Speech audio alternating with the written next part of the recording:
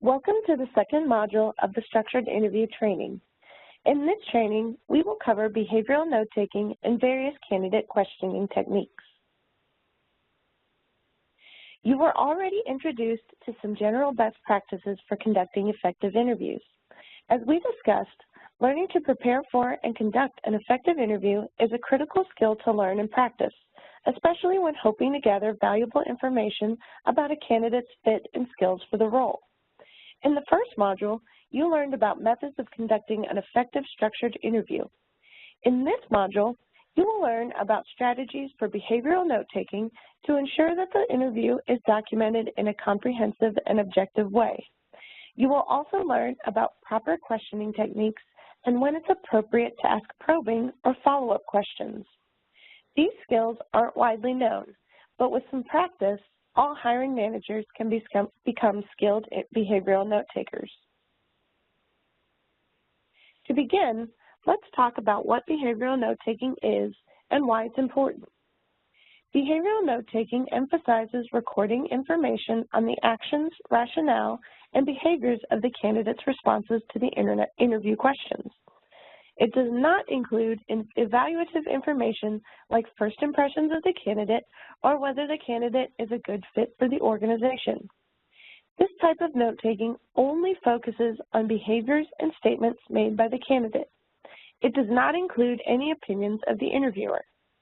The objective of this type of note-taking is to enable interviewers to focus on collecting accurate and comprehensive information that is relevant to the questions being asked. It is essential that interviewers take notes about what the candidate says and does throughout the interview. Again, no evaluation should be made until after the interview has been completed.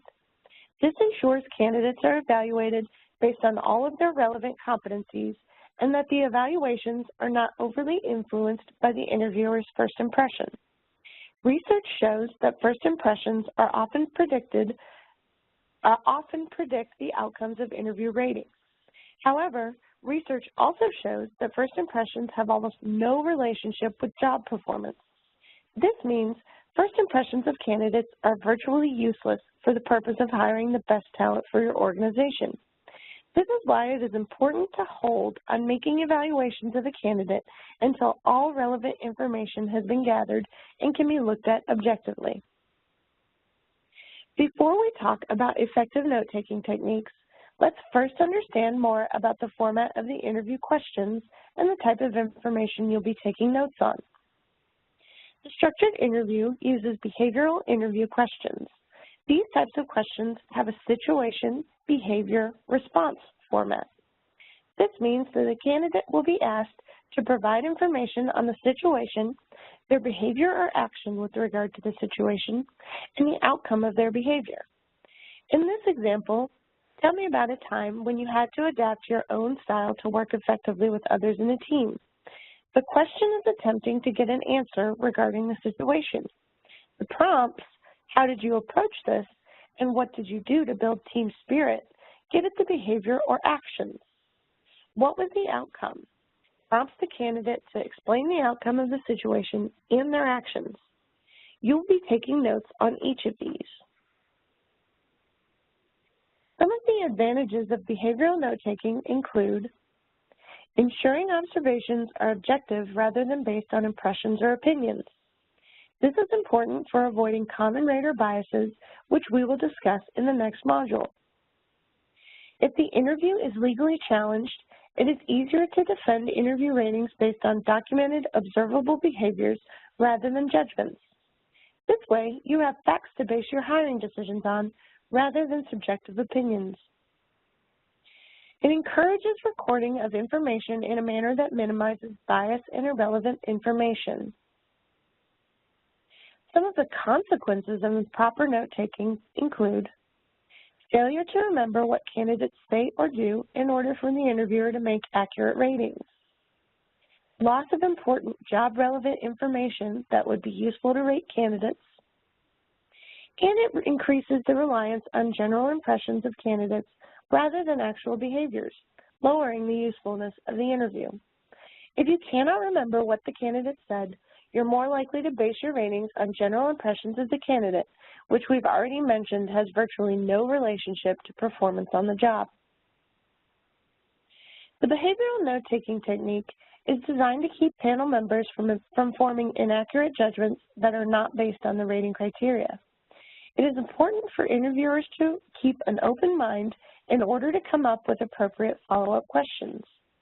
Avoid the temptation to make an evaluation of the candidate before the entire interview is completed. Instead, interviewers should focus on gathering complete information from the candidate's responses to the questions. With that in mind, let's talk through some general guidelines for taking notes. Take relevant notes, including what the candidate says or does regarding the situation, action, and results with regard to the interview competencies. The situation, action, and result questions will be provided to you in the interview guide. Your job will be to document the candidate's behaviors and actions regarding these questions. Consistently take notes and finish them immediately following the interview to ensure nothing is forgotten. Be careful to record notes in a method that others can read and understand. This ensures documentation is able to be read and understood if it is reviewed at some point in the distant future after the interview. Use quotations directly from the candidate when possible. This ensures documentation is objective and provides stronger justification for the ratings. This can be very useful in a situation where an interview is legally challenged. Use statements based on observable behaviors, actions, and rationale. Note-taking is not the same as rating or evaluating the candidate. Notes on the evaluation of the candidate should not be taken. Do not record general impressions of the candidates. This includes statements like, the candidate seemed nice, or the candidate appeared qualified. These types of statements should not be included in your notes. Finally, do not record factors unrelated to the job and competencies measured, such as race, color, national origin, religion, sex, age, disability, pregnancy, marital status, or other irrelevant factors. These factors are illegal to base a hiring decision on and should not be documented in any way during the interview. Now let's look at some examples of what effective and ineffective notes might look like. First, went to the SPVR to get documentation. This note uses abbreviations and is so vague that it would be difficult for others to interpret the meaning of the statement. A better way to record this note would be to say, candidate went to the supervisor to get the shift changeover list. Next, candidate is unprofessional. This note evaluates the candidate rather than recording the candidate's behaviors. A more effective way to record this note would be to say, candidate sent a non-urgent text during the interview, or whatever the direct behavior was that made the candidate seem unprofessional. Keep in mind, notes regarding appearance, such as piercings, tattoos, or hair color, are not behaviors and are furthermore irrelevant to job performance. These factors should not be considered when making a hiring decision, and therefore should not be recorded. Next, candidate has too many personal commitments to do the job. The issue with this note is that it does not relate to the criteria being measured by the interview. A better way to record something like this would be to say, candidate informed interviewers he can only work part-time. Now that we've covered how to take behavior-based notes, let's discuss how interviewers should interact with candidates. First, interviewers should react to candidates in a neutral manner. Interviewers should avoid reacting negatively or positively to the candidate. This ensures every candidate is treated fairly and equally, and no candidate is given an unfair advantage over others. Candidates should not look to the interviewers for approval of their responses. Second, be flexible. Interviewers will encounter a wide range of candidates. Some will be talkative and others will be brief. Interviewers should be willing to tailor their interpersonal styles to the candidate. This could mean asking more follow-up questions of a brief candidate in order to get enough information. Or it could mean asking a candidate to wrap up their response in the interest of time if a candidate is getting too off topic. Next, let the candidate do most of the talking. Never interrupt a candidate in the middle of a response unless it becomes necessary in order to maintain control of the interview.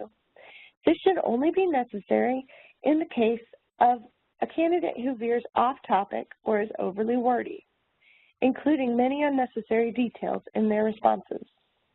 Finally, avoid unfamiliar or technical terms. Interviewers should not use overly technical terms or abbreviations that require job-specific knowledge. These types of terms are easily learned on the job or can be organization-specific, so if a technical term must be used, it should be explained fully to the candidate without the candidate needing to ask for clarification.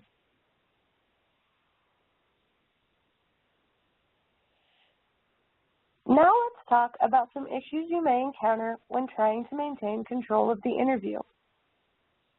It is important when establishing rapport not to overdo it. Excessive rapport can make it difficult to control the interview and will increase candidate dissatisfaction if rejection occurs. Here are a few signs to watch out for that indicate excessive rapport. If the candidate gives wordy answers and provides a lot of irrelevant information, there may be excessive rapport. Additionally, if the candidate asks a lot of questions throughout the interview, this may also indicate excessive rapport. Candidates, for the most part, should hold their questions until the end of the interview. Some examples of excessive rapport include when the candidate talks excessively about how much they enjoyed or disliked an assignment, or when the candidate discusses his or her personal opinions about the task or policies of the organization. The candidate may begin to tell a lot of personal stories or jokes that are irrelevant to the interview questions. In these cases, the conversation is drifting away from the interview structure. If the panel members are laughing every minute or two, there may be too much rapport and too little control. On the other hand, it's possible to have too much control in the interview. A few signs that indicate excessive control include the candidate becoming increasingly tense. If the candidate is beginning to fidget and looks visibly uncomfortable, there may be too much control. Also, if the candidate's responses are too brief and he or she only answers specific questions without volunteering any information, this may also mean there is too much control. If the interview is taking less than 5 minutes per competency, there may be too little rapport and too much control. In order to reestablish control of the interview, here are a few techniques you can use when dealing with both too much and too little control. First, you can use restatements to close a topic. This includes restating a part of the candidate's response to encourage them to wrap up their response, saying, "So you were involved in ... Great, I think we can move on," is an effective way to wrap up a response. For a candidate that is struggling, allow him or her ample time to respond. If the candidate cannot think of an answer, offer to skip the question and come back to it. Avoid responses that encourage the candidate to continue talking when you already have enough information to evaluate the response. If a candidate is talking too much, try not to use cues such as head nodding. Also, try not to use overly interested sounding statements such as, "Oh, really?" because this encourages the candidate to continue speaking. Use subtle nonverbal cues that indicate it is time to move on. For instance, you might straighten your posture instead of leaning toward the candidate, or you could look at your watch. If all else fails, interrupt the candidate and state, "For the sake of time, let's move on." Now to help keep things from going off the rails, let's talk through a couple of examples. David walks into the interview, makes a lengthy introduction about himself, and proceeds to provide lengthy responses with irrelevant information that cannot be used to score him on the rating scale. He talks candidly about his past organization's policies, his opinions on the way the organization was run, and tells stories about his pet ferret. This is what we call a rambling candidate. In order to deal effectively with this type of candidate, here are some strategies you might use. Number 1, summary probes. Interviewers can state, please summarize the situation, actions you took to address the situation, and the results of your actions. Number 2, remind the candidate of questions remaining. The interviewer can state, you still have 9 questions left to answer. Number 3, ask the candidate to be concise. Interviewers can gently but directly encourage the candidate to focus their responses to the interview questions. For example, you might say, for this next question, try to be concise in your response. Number 4, redirect the conversation. Interviewers can probe the candidate for more information about an earlier relevant discussion topic stated in the candidate's response to the question. For example, you might say, you stated earlier that you ... Now let's talk through a different example. Christina walks into the interview looking visibly nervous and intimidated. She finds it difficult to communicate clearly, stuttering, losing track of her thoughts, and fidgeting. This is what we refer to as a nervous candidate. The following are some strategies you can use to deal with an overly nervous candidate. Number 1, encourage the candidate to relax. Interviewers can say the following. I understand how stressful the interview experience is. Please know we'd like you to do your best, just as much as you do, so we have an accurate representation of your ability to do this job. You can also offer them a glass of water or give them a genuine smile. Number 2, repeat the question. If the candidate freezes or experiences great difficulty answering a question, then the interviewer should repeat the question to allow the candidate a second chance to provide an answer. Number 3, allow a moment of silence. Interviewers can encourage the candidate to think about the question for a few moments before responding. Number 4, skip the question. If none of the other tactics work, interviewers can offer to skip the question and return to it at the end of the interview. Given the examples above, please take a few moments to pause the training and write down in your own words what you might say to put a nervous candidate at ease, or how you might encourage a rambling candidate to shorten his answers. Now let's talk through when and how to use probing questions. In some cases, it may be necessary to use follow-up probe questions in order to allow a candidate to clarify his or her answers to the interview questions. If the candidate has answered the question and interviewers still don't feel as though they have enough information to rate the candidate on the competency, probe questions should be used. The following are some guidelines for asking additional probing questions. Probes should be used to gather enough information from the candidate to ensure they can be evaluated on the competency accurately and confidently using the provided rating scales.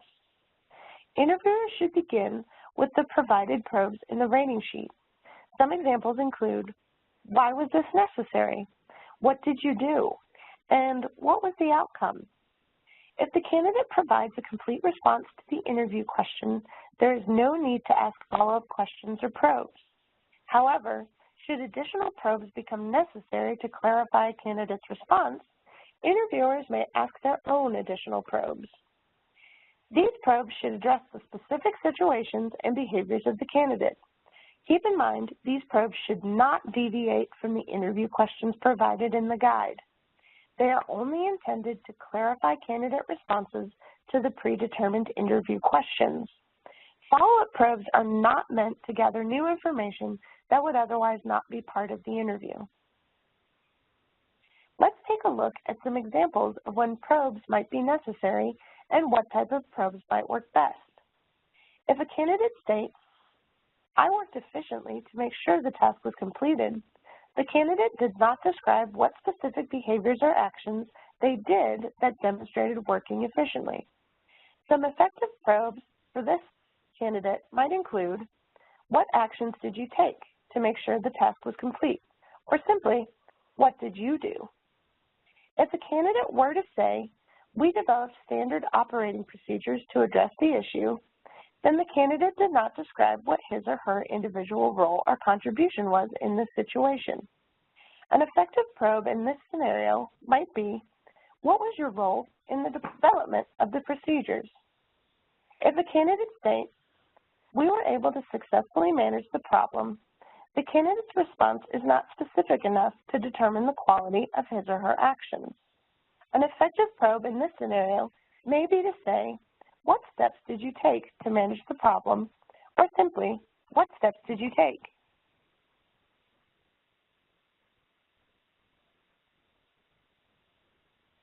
Here are some techniques to avoid when asking follow-up or probing questions. Leading questions. A leading question implies a desired response. An example of a leading question would be, I bet you had to change your strategy after that happened, didn't you? The non-leading way to ask that question would be to say, what did you do? Closed questions.